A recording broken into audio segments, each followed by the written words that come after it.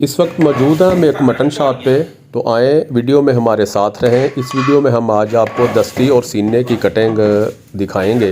बकरे के मुख्तलिफ हिस्सों की कटिंग सीखने के लिए वीडियो को एंड तक देखें।